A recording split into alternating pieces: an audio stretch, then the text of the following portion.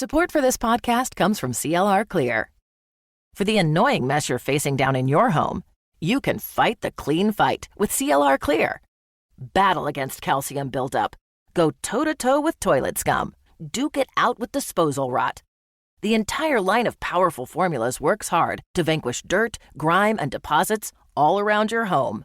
So KO the crud. Fight the clean fight with CLR Clear. Visit CLRbrands.com to learn more. Okay, so you gotta check out HomeSense. I've heard the deals are pretty amazing. HomeSense has incredible prices on nice brand name stuff. Furniture, rugs, lights, decor, it's endless. So for every room. Exactly. It's different every time you go. Kind of like a treasure hunt. You never know what you'll find. Like a reclaimed wood table. Okay, you're right. I definitely have to check out HomeSense. Told ya. You can take a virtual tour online and get directions to the store at homesense.com.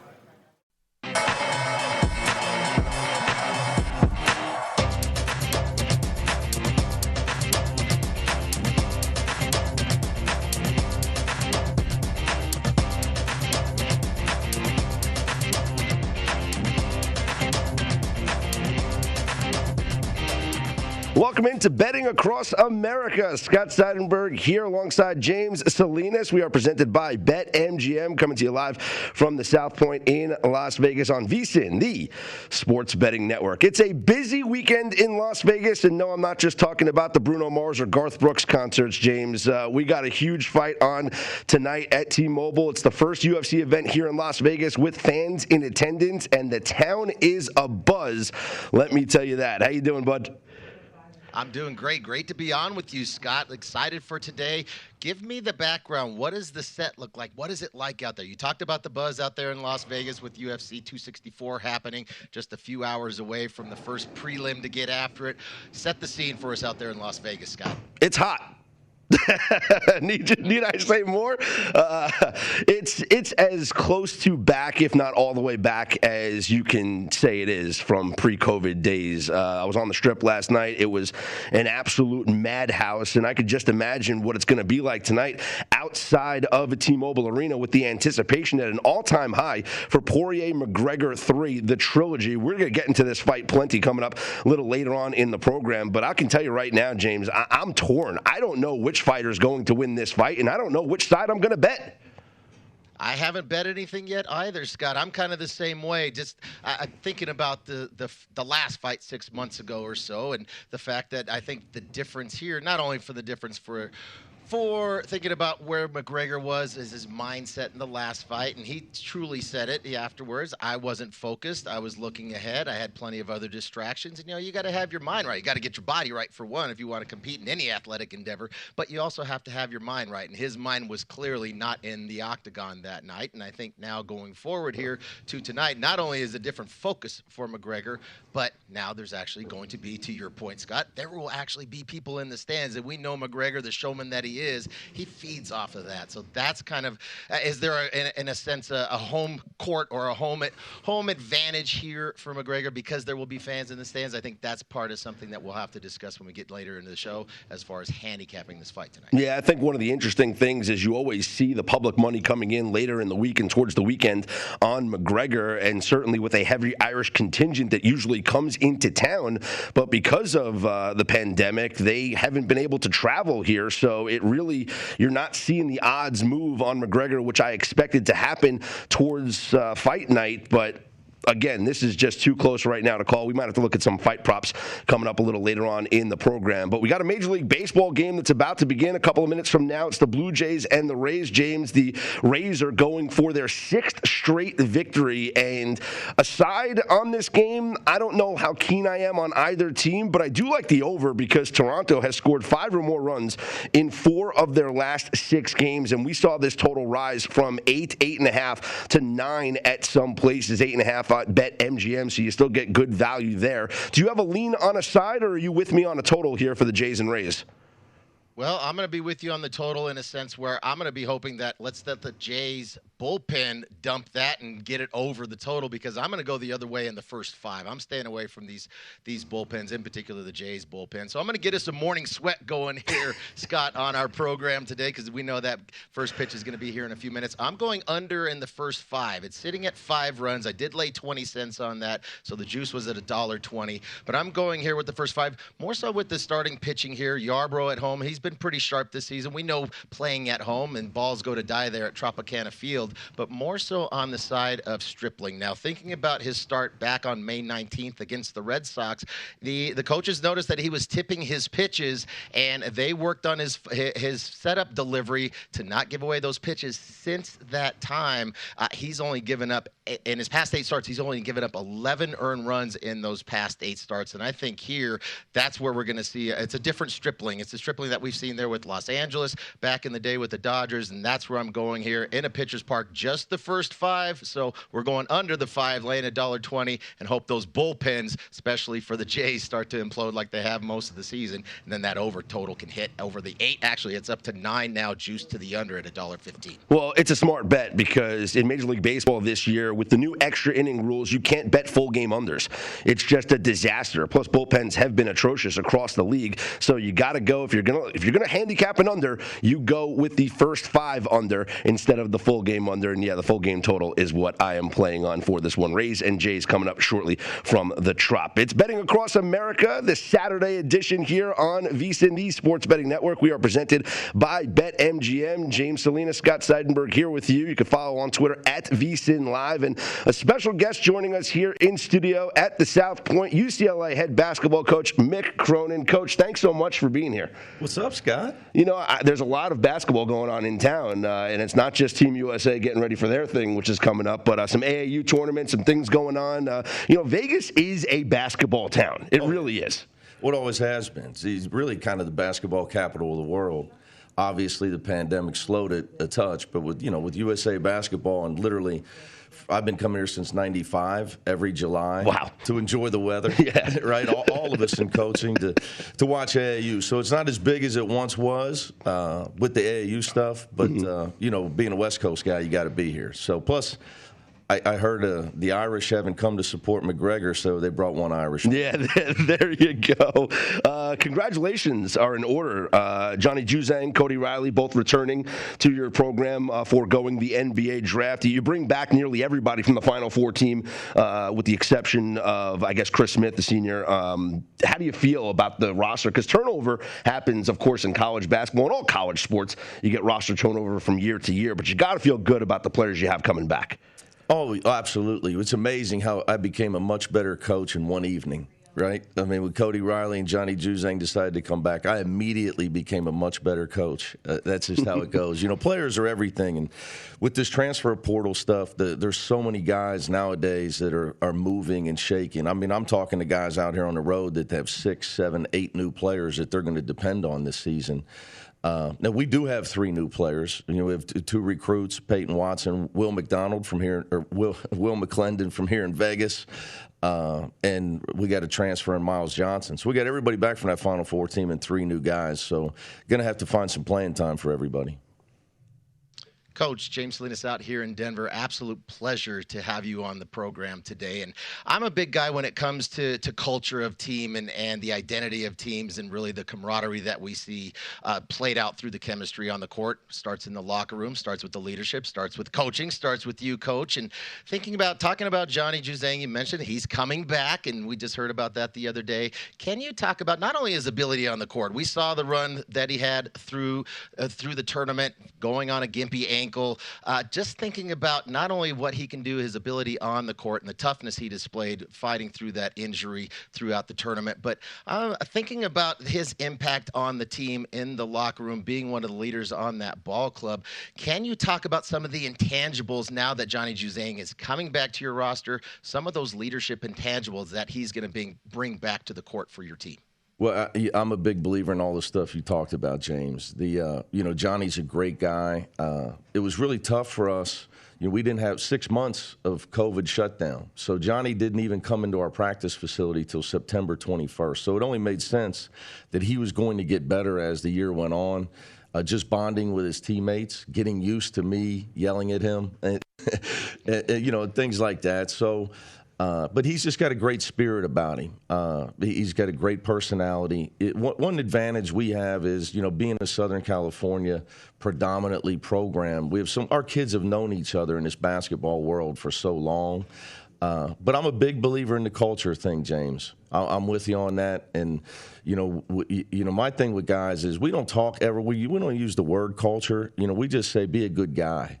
Just be a good guy. And, it'll all work out. Root for your teammates. We're all going to benefit. The further we go, the more we win. Everybody knows all the players' names on my teams because we won. And they understand Johnny helped us with that. They understand our new players are going to help us with that. That's my big question, James. I keep getting, how's the culture going to be now that we have Peyton Watson coming in? He's a top 10 player. He's probably a lottery pick after 1 year.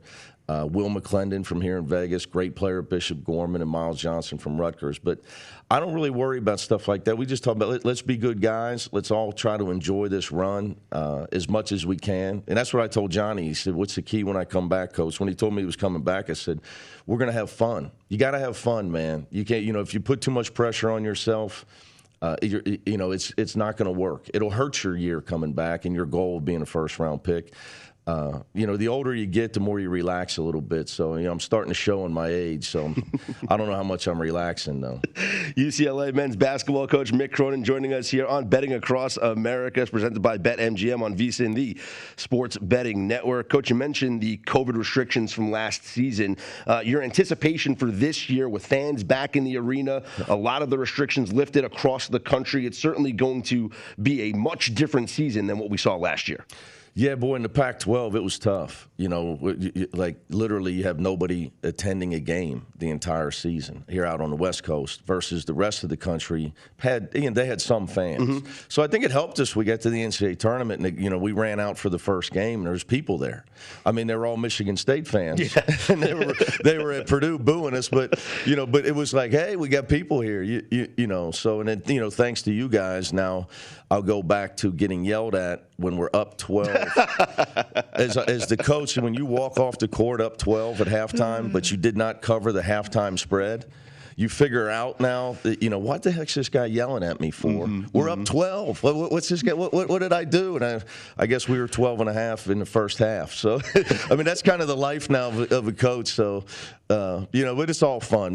Look, it makes it, life's better for everybody, man. We're getting back to being social.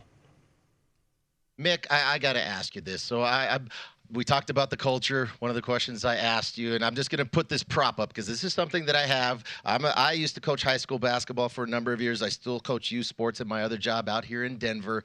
And right here, this is something that I have. I don't know if you can see this or not, but this is framed. This is on my wall here. I also have it in my office at work. And this is something, it's John Wooden. That's the pyramid. Really, it's his pyramid to success. Absolutely. And it's something that I talk with my teams about. I give them a homework assignment. We discuss this in detail, not only how it applies on the court, but also off the court, the life lessons. And I think as the coach, as the mentor and the leader of young men and student athletes, can you talk about when you got the gig there at UCLA and got to be fully excited to take that job? But then was there a point for you where it was kind of a little exhale, like, wow, I am going to be leading such a storied program and talk about the culture and just all the history and all the players and the coach, everything. Talk about that process of how that was for you to get the gig and to where you're at today. Well, growing up the son of a coach, obviously had all the Coach Wooden books. Coaching's in my blood. So, I have my own pyramid of success that Coach Wooden had signed to me, obviously before he passed. So, but every day as I'm driving, as I turn left off Sepulveda onto Sunset, okay, and I got Bel Air on my right and Westwood on my left. It's you pinch yourself. So yeah, it's a great responsibility. But what you touched on, James, that's the best part of coaching. I think that that's what keeps guys around, like Rick Pitino, like Mike Krzyzewski, like guys like that, is the interaction with the players. And you have a chance to affect somebody's life in a positive way. The way I like to look at it is like we're the last people that they have to listen to, because kids could tune out their parents, but I'm the last guy they got to listen to because I control the playing time. I got the PT and they want the PT, so they got to listen to me. So if I decide to talk about we're going to talk about property tax, and I'm going to explain to you what that is. I'm going to explain to you why you need medical insurance. And if you go play in Europe, why you're going to have to get your own. So, when anything that I think they're going to need to know in life, other than what we talked about earlier, the number one rule. I mean, Coach Wooden just be a good person. When you talk to Kareem or Bill Walton and those guys, I mean, that was Coach Wooden's big thing. It all simplifies from that. So, that's the funnest part of this whole deal. When you can take a guy, I get to UCLA, Tiger Campbell's a freshman. I'm probably going to get to coaching for all 4 years. And, my goal is for him to be a coach someday. His height at some point will stop him from playing forever. But he's a great kid. He's a point guard. He's got coach written all over him. And if I can lead him down that path to have a better life, it's worth way more than any win you'll ever have. Coach, the NIL decision, name, image, likeness, has changed the landscape of college sports forever.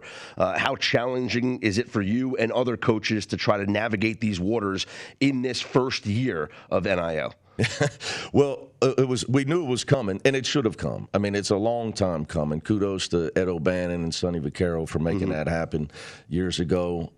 They got the train rolling. Your name, image, and likeness was given to you by your parents, and you should own it always. So the question is how to dole it out. And I'm being honest here, I still don't know all the rules of it. I mean, they hit us and it dropped, and everybody's still trying to figure it out. States are different. The NCAA came out with theirs. Conferences are scrambling. But, at the end of the day, it's a great thing for the players. How will it change the landscape? The transfer portal will change the landscape much more in college basketball. Sure, it's college free agency of wins and losses. It's such a tough job to if you go to rebuild. Say you're rebuilding a program, and James coach, he gets a job, and you're trying. It takes you usually to your third year till your players become juniors and seniors or younger guys, so you can win. Well, will they stick it out with you now? When they can transfer to UCLA and join a winning team. Yeah. Or are they going to go for the big time to fly on private planes or bus trips? 5 guys were Conference Player of the Year back east, different schools. The MAC, Toledo, I think Coastal Carolina. 5 guys transferred that were Conference Player of the Year. They transferred up. So it's going to kill mid-majors that transfer. But NIL is just great for the players. I don't think it's going to change anything. I've read some things about, maybe guys will stay in school, or that's why guys came back to school. I can tell you that. Hey, Johnny Juzang is going to make some money, and good for him. But he's going to make his real money in the NBA. Sure. Yeah, I mean, so, players that come, Peyton Watson's coming to play for me. I mean, sure, can he make some money with that stuff? Great. But his real money is in the NBA. Like I tell our guys, Russell Westbrook makes $40 million to play basketball. He might do a commercial here or there, but he makes $40 million to play basketball. So you need to spend your time working on your game. And I just don't think that's why kids will stay in college. I don't think that's the allure of it. Maybe I'm, there's always outliers. So, but I think it's great. It's absolutely wonderful. It's right. It's just and right. But B, it's good for those guys and let them earn some money. And it's also a chance for them to, again, as James and I talked about, segue into real life. Okay, because they're going to have to pay taxes on that money. So, they're looking at me like, what do you mean? Like, they've never paid taxes. Like, what Coach, what the hell are you talking about? No, you don't get to just sign that autograph and put $50 in your pocket. That some people have tried. They ended up in a bad place for that. So, but it's good for them to learn about all that stuff before they walk out into the real world. Especially the guys who are going to go pro, they're going to get hit with every agency and opportunity and things that could really call all the bad stories of get guys that weren't prepared for that. So maybe they'll make some money and it'll prepare them even more. Coach, let's dig into the identity of your team coming up this season. Most everybody coming back. You've got the transfer coming in, as well as some highly touted recruits rolling into your team. I just think about your time at Cincinnati. We knew the identity of your Bearcats team there. It was going to start on the defensive end. If you talked about, you get to determine who gets PT out there. It's going to start on the defensive end, right? This is where if you want to play, you want to get minutes, it's going to start here committing to playing half-court defense, and then that'll transition into offense. But think about your time at Cincinnati and bringing that defensive identity here to the UCLA Bruins. What challenges have you met through the first couple years there in the season, and what do you think the defensive end is going to look like for your ball club this year? Well, off the bat, for example, Johnny Juzang, he was really a freshman. He didn't play at Kentucky, and he skipped his senior year of high school. Guys get better in the fundamentals, defense, playing smart. They shoot a higher percentage because they take better shots as they get older in college. That's just the evolution of college basketball. So we were a young team. Chris Smith got injured, so we had no seniors. And it's amazing, everybody wanted me to do clinics on defense when I was a Cincinnati coach. Now we finished 10th or 11th in offense at UCLA. Now I can't coach defense anymore. So we were a young team, and we didn't have a rim protector. To really pointedly be honest with you. So we had a short margin for error on the defensive end. And the Pac-12, guys can really score in the Pac-12. It's much harder, coaching-wise, to defend Pac-12 teams than it was in Big East teams. It's just the game is different. It's faster. There's much more skill level. The shooting is better. Three-point shooting is unreal. So what we've got to do, James, is continue to do what we did in the tournament. We played great scouting report defense. And we in our 6 games in the tournament, we held our opponents to 24% from the three-point line. And in today's game, that's huge. And if you go back to late in the season, in the regular season, we didn't have the same kind of success, but we had the same offensive numbers that we had in the NCAA tournament. What was different was we took care of the ball. I think we set like a record. We only averaged 7 turnovers a game. So that's got to continue to be our identity. We got to take care of the ball, and we defended the 3 much better. Now, Miles Johnson is a shot blocker, and that will help us. Peyton Watson's an elite. He'll be all NBA defense someday, I think. So we had 2 potentially elite defenders that we needed. Well, Coach, you might not want to hear it, but 14-1 odds, the 6th highest favorite to win the NCAA tournament upcoming in the 2021 season. We wish you the best of luck. Enjoy your time here in Vegas, and thank you so much for stopping by here on VSiN. That was good stopping through, guys. I appreciate it. It was nice to meet you. He is UCLA men's basketball coach Mick Cronin. I'm Scott Seidenberg alongside James Salinas. Coming up, we'll get into some Major League Baseball, and then, of course, the huge UFC 264 card tonight at T-Mobile Arena. It's Betting Across America, presented by BetMGM.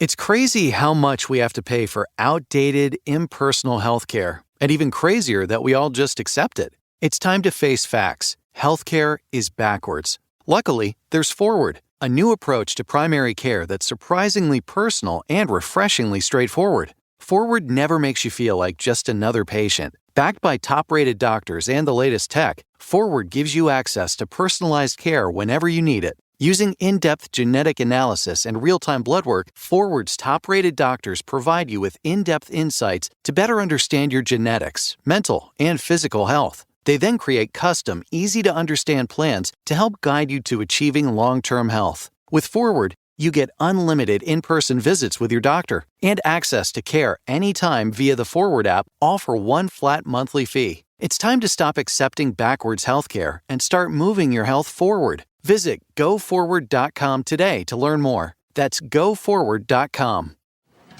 Okay, so I just got to tell you about shopping at HomeSense. Oh, yeah. I need to check that out. Is it good? It's better than good. Trust me, it's a whole new way to shop. Maybe even life-changing. Seriously? Oh, yeah. See, HomeSense is part of the HomeGoods family, so you know going in that everything will be less than you expect to pay. I love that. And here's the best part. HomeSense is never the same store twice. They put out new items all week long, so there's always something new.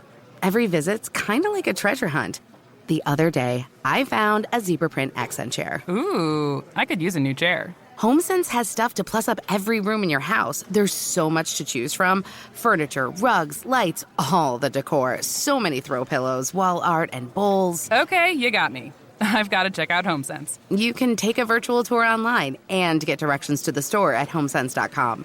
Oh, and when you go, Yeah? take me with you. Deal.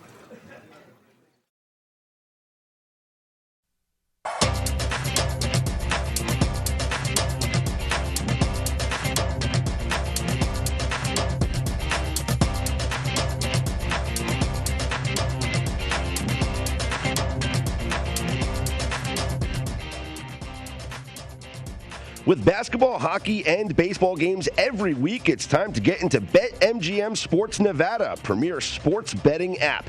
BetMGM has all of your favorite wagering options, along with in-game betting, boosted odds specials, and much more. Download the BetMGM app today and stop by any MGM casino on the Strip with your state-issued ID to open an account and start placing bets from anywhere in Nevada. Whatever your sport, whatever your betting style, you're going to love BetMGM's state-of-the-art technology and fan-friendly specials every day of the week. Visit BetMGM for terms and conditions. Must be 21 or older and physically located in Nevada. Please gamble responsibly. Gambling problem? Call 1-800-522-4700. Scott Seidenberg, James Salinas back here on Betting Across America, presented by BetMGM. And it's a huge Saturday night, UFC 264 coming up later on at T-Mobile Arena. The undercard will get underway a couple hours from now. And then, sure, we have the McGregor-Poirier main event, which we'll get into later on this hour. But Major League Baseball in progress right now. No score. Actually, there is a score. The Rays have a 1-0 lead over the Blue Jays in the bottom of the first inning. Not good for your first five under, James, so far. Good for my game total over. I hate to go against you because you're as sharp as they come, but I'm happy with this first inning score.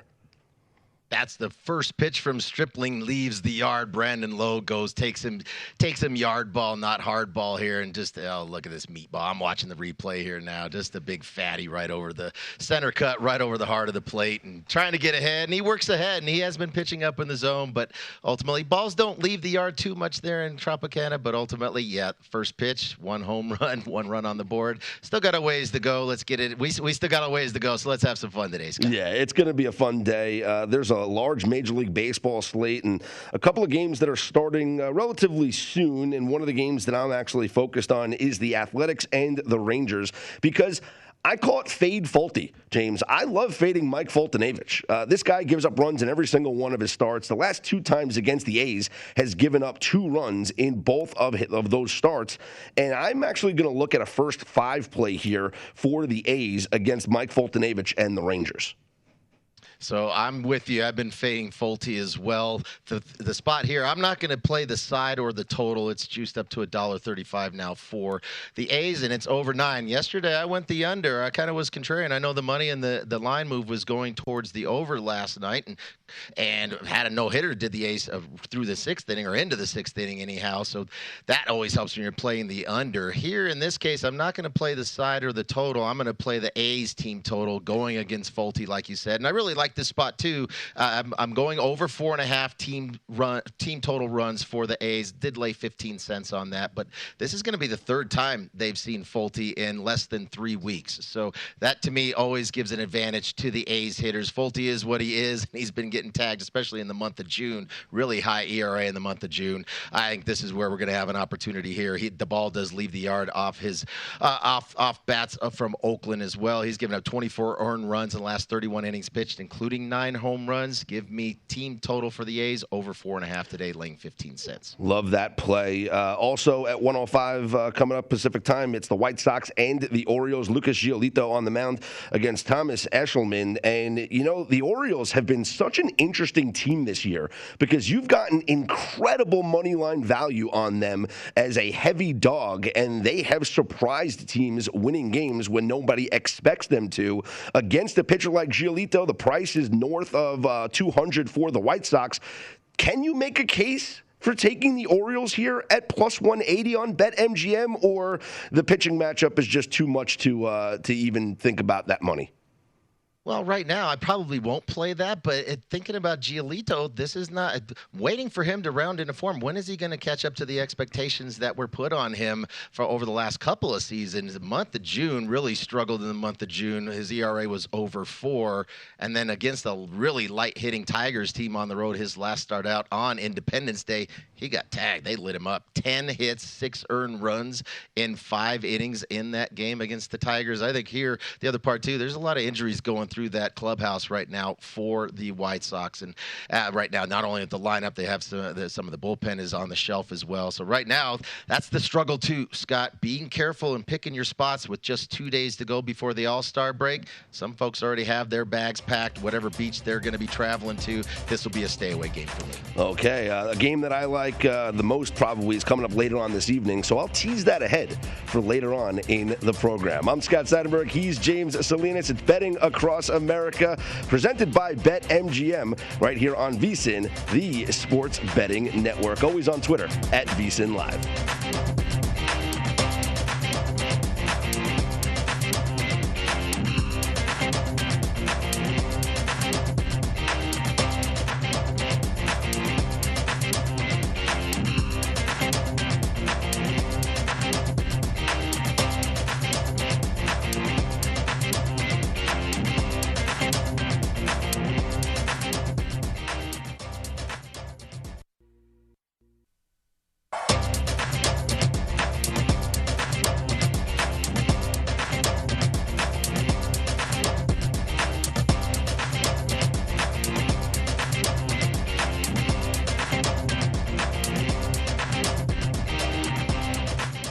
We have a VSiN subscriber exclusive this Tuesday. Long Shots hosts Brady Cannon and Wes Reynolds will be answering your golf betting questions live just in time for the British Open. They will be live Tuesday at 2:30 p.m. Eastern, 11:30 a.m. Pacific for a subscriber-only Q&A session. Subscribers will have access to watch live and ask questions, or you can email your questions ahead of time to questions@vsin.com. Watch for the link in your subscriber email and join Brady and Wes for all the golf betting insights this Tuesday for the Open Championships. Scott Seidenberg, James Salinas here on Betting Across America, presented by BetMGM. And on this program over the past several weeks, we've been doing an NFL preview segment, taking division by division. We're going to continue the division previews today, James, with the AFC South. And it's one of those divisions that is going to eat each other up, if you will. It's very cannibalistic. Could be top-heavy as it was last season with the Titans and the Colts. But I think the expectation is that the Jags and the Texans will be better. So when you first look at this division, does one team separate itself from the pack, or is it a 2, maybe even a 3-team race? Scott, to me, this is the weakest division in all of the NFL when it comes to the defensive side of the football. You think about the Jaguars, and yeah, they will be improved. If they get 2 wins, they'll be improved. They got nowhere else to go but up, does that team. And yeah, a lot of you got Trevor Lawrence coming in now, so you got an upgrade at the quarterback position, and we'll see how the new coaching staff comes in and how that fit is going to happen coming from college to the NFL. So a lot of growing pains there for Trevor Lawrence in Jacksonville, but yeah, they'll be improved. They got nowhere else to go but up. And then the Texans, that franchise right now, talk about it, it's complete mess. Not only with the roster and all the moves, and Bill O'Brien just totally gutted that team, to then what's going to happen with Deshaun Watson at the quarterback position. Just so many things spinning around off the field there. It's just the 2-team race to me in this division. And the team that I think is going to come out on top because of the balance that they have and the talent they have on both sides of the football is going to be the Colts. Now, yeah, Carson Wentz coming over there. Is he going to be able to resurrect himself? I feel like he will. I think for him he needed a fresh start. He needed to get out of Philadelphia. I think after that Super Bowl that the Eagles won a handful of years back. He was not the leader of that team then due to injury. He was out, and I think since he's come back from injury, I think like he's played hero ball. He's wanted to continually try to validate himself as the guy that should have been and could have been the guy to lead them to that championship if he would have been healthy. And now being able to get out of there, get a fresh start, go back to somebody he knows clearly very well, and Frank Reich, the coach there with the Indianapolis Colts, I think that's going to be an opportunity for him because he's going to have a really good offensive line to get behind. They're going to run the football as well, and I love the run defense on the Colts side. Thinking about the other team in that division and the two-team race there in the AFC South, Scott, with Tennessee, offensively, they're going to be fun to watch. Now, you do have a new offensive coordinator there for the Titans, but with Julio Jones in the mix, the way that they run the football, they're going to score a lot of points. They're going to need to because they didn't do anything, to my mind, to significantly upgrade that defense, in particular in the secondary. You're going to see a lot of shootouts out of the Titans this year. Do you think 9.5 wins is low for both of these teams? You think it's going to be the weakest division in the NFL, but 9.5, considering the 17-game schedule and the talent that both the Colts and the Titans have, one of them should be able to be a 10-win team. It could potentially. I think that's where I think probably if it's going to be one, I favor the Colts to win the division, and it's not only with Wentz being able to reunite with Frank Reich there, but they have the defense, especially the run defense on that side. I love the way that they play the run, and very fast, athletic defense that can make plays and get after the quarterback as well. So it's just the schedule. The schedule to me is a really challenging schedule. If you look at the Colts, what they open up, they're going to open up at home against Russell Wilson. Then they're going to have the new look Rams on offense with Matthew Stafford coming in, and we know that defense looks like on the Rams side. And then it's 3 straight road games at Tennessee, at Miami, and at Baltimore. Those first 5 games, they're a real challenge, and if they can get out of that, let's say 3-2, I think they're in a great position to be able to hit that win total. But right there, I'd pause for concern. The other piece for concern for me with the Colts, as far as going over that win total, I really don't like where their bye week is. It's sitting in week 14. They could really start to run out of steam by the time they get there because of the challenging first part of their schedule. Week 14 bye in the second week of December. That's a long time. That's a long time to go without a week off. Yeah, I would agree with that. That's certainly the schedule makers not giving them any help there. The Jacksonville Jaguars, you mentioned Urban Meyer, you mentioned Trevor Lawrence. The expectations for them certainly going to be higher than what they had a season ago. Their total is set at 6.5. The under is actually juiced at -120. You still leaning under 6.5 with this Jags team because of the uncertainties with the head coach and his transition to the NFL? That's not even a lean, Scott. I'll dive straight in. Absolutely. 6.5 wins. I know there's the extra game, and that's one thing we've got to continue to. I've got to remind myself it's not 16 games, right? We're looking at that means they're going to go 7-9. Add that extra game in there. But math aside, with the extra games, 17 games, that just seems like that's really lofty for me for a team that there was a reason why they only won one football game, and it was the first game of the year. It was against the Colts, took advantage of the weather down there. We know early in the season down in Jacksonville, and all the Florida teams take advantage of the heat and humidity early in the season and never won again. And then really it was just so many holes on that roster that not only for the pressure on Trevor Lawrence to have to come in and make plays and go win 7 games, the fact that, you do have the number 1 pick. So it's not going to be one of those teams where there's plenty of sandwich games out there and look-ahead games for teams on the schedule.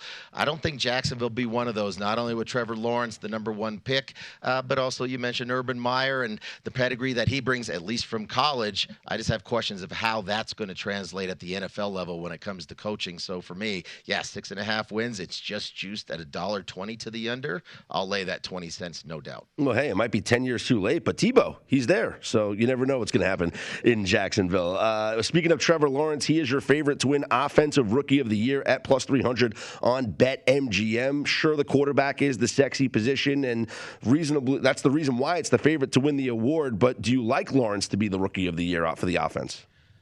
I think he's going to get plenty of opportunities to sling the football around. We're going to see a college-style offense coming into Jacksonville, and not a good offensive line. There are a few playmakers out wide that he can get the ball to, but they're going to be behind in so many games. I think there's going to be plenty of opportunity for Trevor Lawrence to pad some stats, and they'll squeak out a few wins. They're at home in Jacksonville early, and then they're always going to have probably 2 wins. You can count 2 wins on the schedule right there playing the Texans. Nice, yeah. I think I'm more of a Najee Harris for that award guy, but we'll talk about that another time. He's James Salinas. I'm Scott Seidenberg. We got NBA Finals Game 3 coming up on Sunday. It's actually a huge Sunday in sports, a championship Sunday, if you will. It's Betting Across America presented by BetMGM here on VSiN, the Sports Betting Network.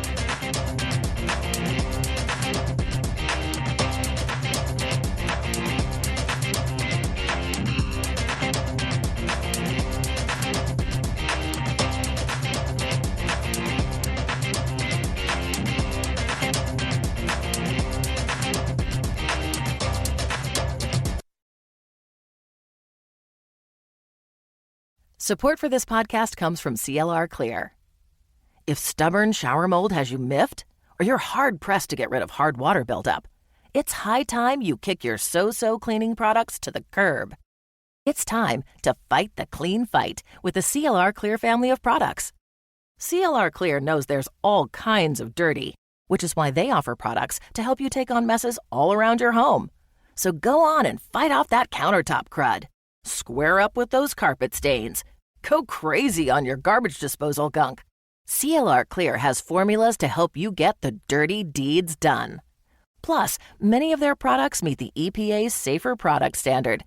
So while tough on messes, it's still the safer choice for your family and the environment. Show dirt and grime around your home who's boss with CLR Clear and fight the clean fight. Learn more about the entire product lineup by going to clrbrands.com. We all want to be heard. And when we're not, it's frustrating. It doesn't matter what it is.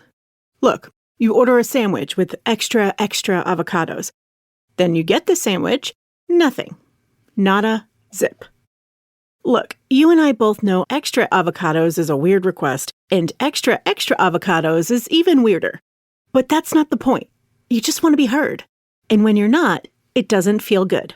But you know who is listening and making changes, though? AT&T. They're doing whatever it takes to show that all of their customers' voices are heard. So they're giving every customer, both new and existing, the same great deal. Are you hearing this? No matter if you've been with them forever or are thinking about jumping over, every single person gets the same amazing deal. That means me. That means you. AT&T is listening to all of us. Check out smartphone pricing that's fair for everyone at att.com/best deals. Restrictions apply.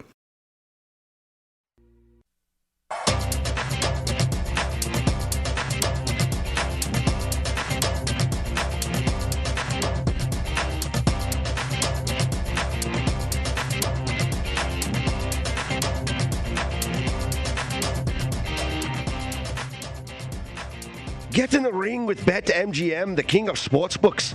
Sign up today and win $100 when you place a $1 wager on the Notorious One.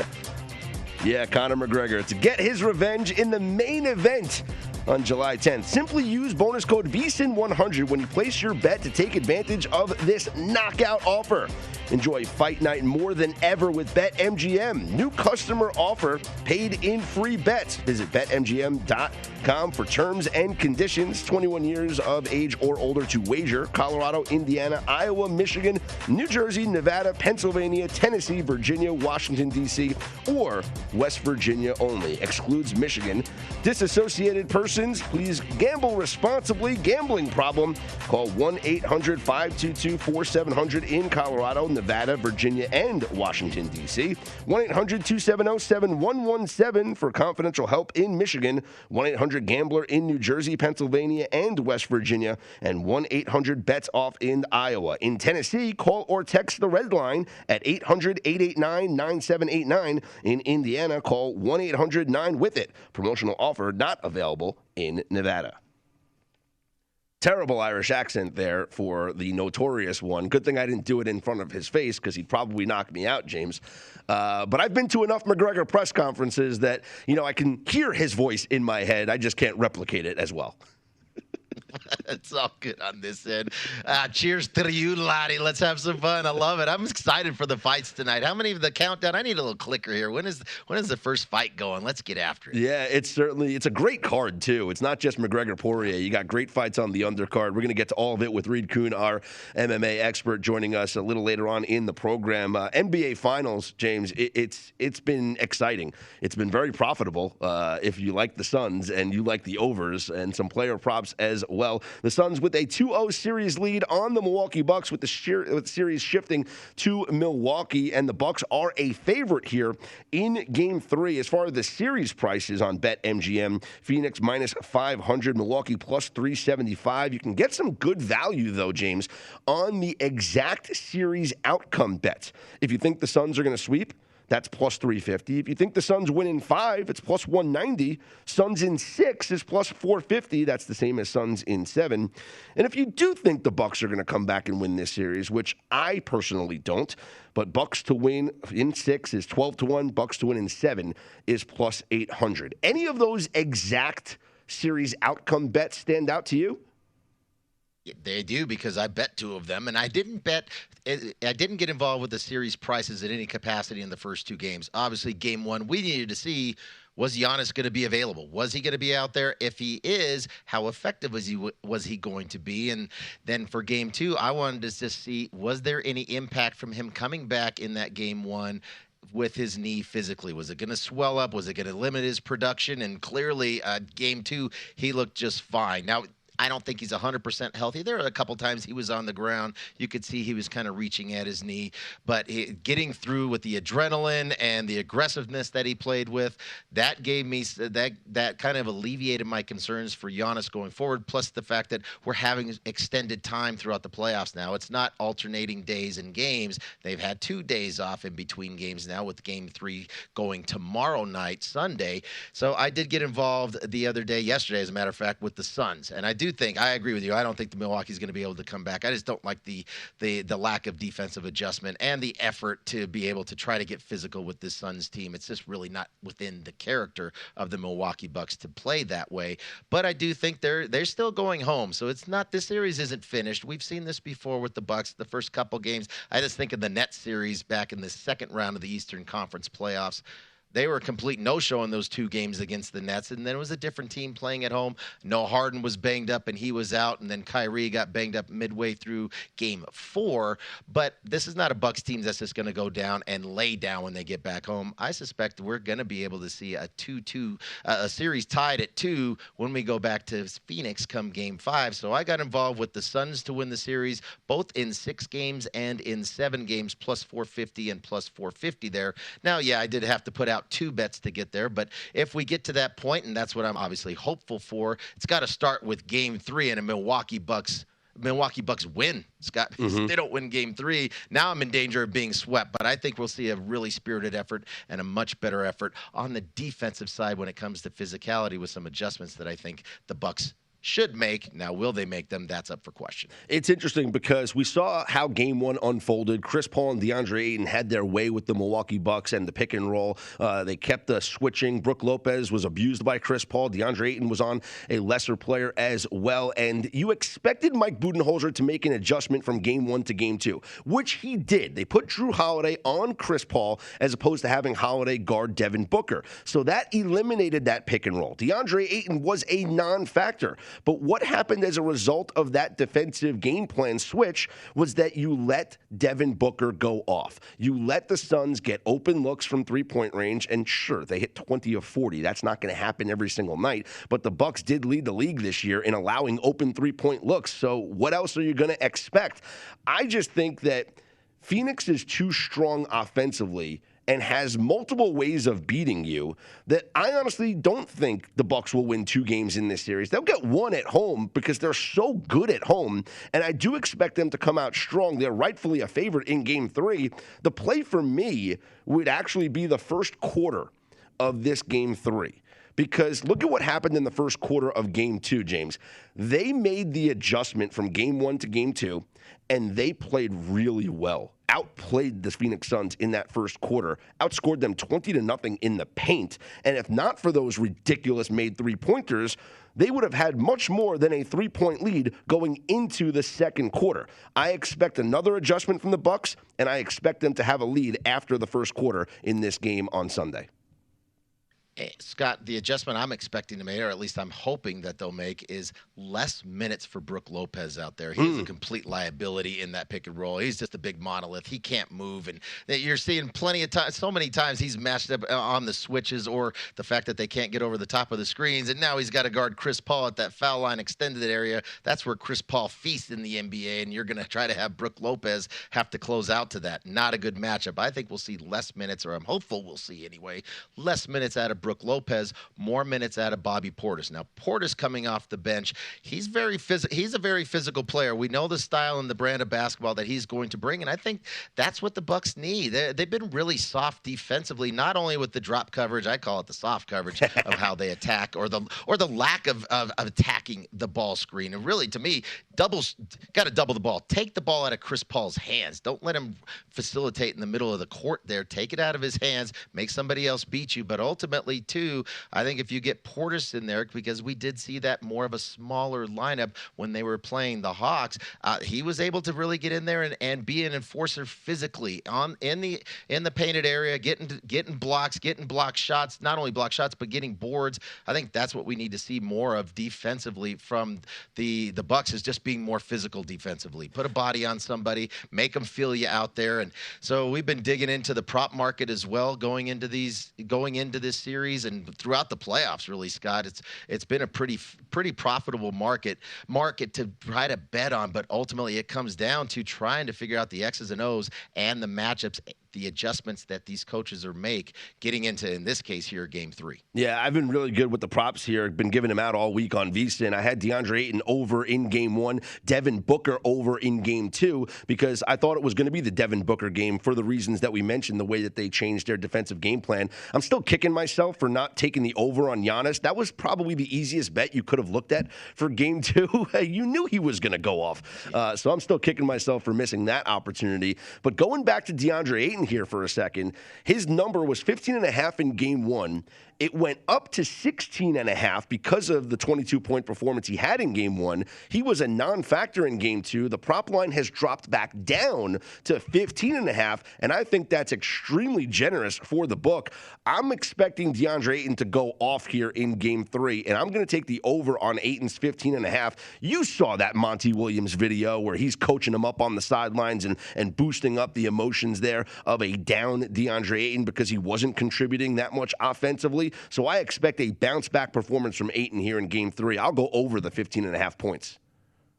And probably run some sets for him as well to get him involved, see the ball go through the net early, keep his confidence. Yeah, he doesn't look like a young player, but he is a very young player out there on the court. And it's a really young Suns team, aside from Chris Paul, obviously. And now I think one of the things that propelled me to want to bet the series price the way that I did with the Suns in 6 and the Suns in 7 was the injuries that we've seen. And to me, one of the strengths of the Suns when we're looking at matchups, there's not much depth for the Bucks. Well, now that has flipped because of the injuries. Saric, not that these are bench players coming off for the Suns and spot and role players, but some veteran players that now with Dario Saric out for the season with his knee injury, and then we also saw Torrey Craig go down with a knee injury as well. Not sure what his status is going to be, if he's going to play or how effective he's going to play, but now that bench has really shrunk up to really it's Cam Johnson and Cam Payne coming off the bench, and these are young players, and it's a young Suns team now having to go on the road and have to go clinch. I think that's where, eventually they're going to win this series. I think the talent will play out, the coaching will play out to Monty Williams, because I really like Monty Williams as a head coach, and not only his X's and O's, but the way that he leads, just like you were talking about that snippet with he and DeAndre Ayton on the sideline. But here, I just think the depth for the Suns, that's going to start to play, because we did start to see in Game 2 in the fourth quarter, Chris Paul start to get tired. Mm-hmm. Yeah, and speaking of Chris Paul, he's still the favorite to win the MVP at -135, which I think is a great buyback spot on Chris Paul. It was +175 on Monday, +160 before tip on Tuesday. It shot up to -150 after the Game 1 performance. And sure, with Devin Booker going off in Game 2, the odds have shrunken to -135. I think it's a great buyback spot on Chris Paul because this is a voted-on award that he will win, and it'll be sort of a lifetime achievement award for the Hall of Famer, making it and winning his first NBA Finals. He's James Salinas. I'm Scott Seidenberg. We're going to continue our coverage of UFC 264, get into some college football totals as well. I love me some college football. It's Betting Across America, presented by BetMGM here on VSiN, the Sports Betting Network.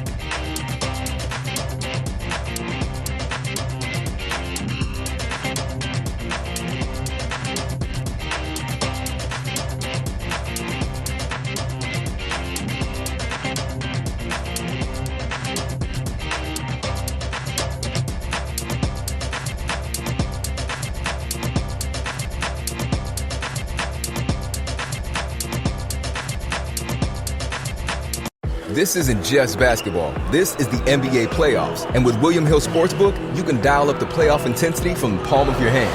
Just download the William Hill mobile app, and your first bet of up to $500 is risk-free using promo code RADIORF. New users only. Must be 21 years or older and present in Virginia to bet. Paid and free bets. Terms and conditions apply. Gambling problem? Call, text, or chat our confidential and toll-free helpline at 1-888-532-3500.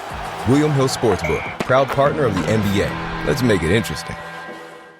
It's Willie D. Bass Mob. Here to share some new info about our new podcast, Ghetto Boys Reloaded. Each and every week, we bring to you episodes featuring some of the most iconic figures in hip-hop, politics, entertainment, and more. You don't want to miss it. Each and every Monday, listen to the Ghetto Boys Reloaded podcast on the Black Effect Podcast Network, the iHeartRadio app, Apple Podcast, or wherever you listen to podcasts.